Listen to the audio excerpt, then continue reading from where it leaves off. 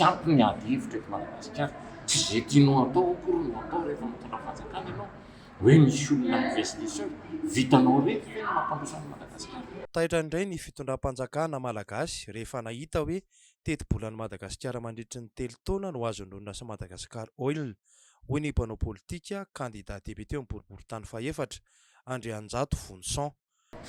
Misy olona mitondra vola amorinasa eto Madagasikara hiteraka vokatra indrindra produit stratégique, ny produit fini afaran'ny karanany eto Madagasikara dia mazava tena frelaté, zany hoe faikatsolo-tany no afarany eto Madagasikara, ary ny expertise ny orinasa frantsay mihitsy no mametraka an'izany hoe tsy mety io gasoil eto Madagasikara io, tsy azo andefana tomobile frantsay mandeha diesel tsony eto Madagasikara fa manimba moteur satria ny olona norme fa Euro 6.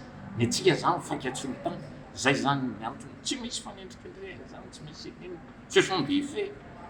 Zany ny zava-misy eto amin'ny fiainan'ny firenena. Dia orinasa efa tonga eo neny Libye reny no afaka miconcurrence ty produit antsimiroro ty zany en matière de soufre. Dia maninona no anaovana tracasserie ohatran'izany kosa. Tsy mety zany, tokony hiteraka asa be lehibe eto Madagasikara. Ny fanjakana malagasy amin'io vola voavory 3 milliards de dollars ny budget ny fanjakana. Tsy mahavita mamorinasa io. Zao ary izy mbola manao coupe budgétaire satria teren'ny FMI ny fifanarahana amin'ny FEC zany tokony 12 volana dia ny rallongena jusqu'à 38 mois. Ino kosa zany zavatra tena amony vahoaka nge zany zavatra toy zany. Laoka ilamina zala. Maninona dia ilana vaniny toy izao ny orinasa tokony hitondra soa ho an'ny firenena hoy izy.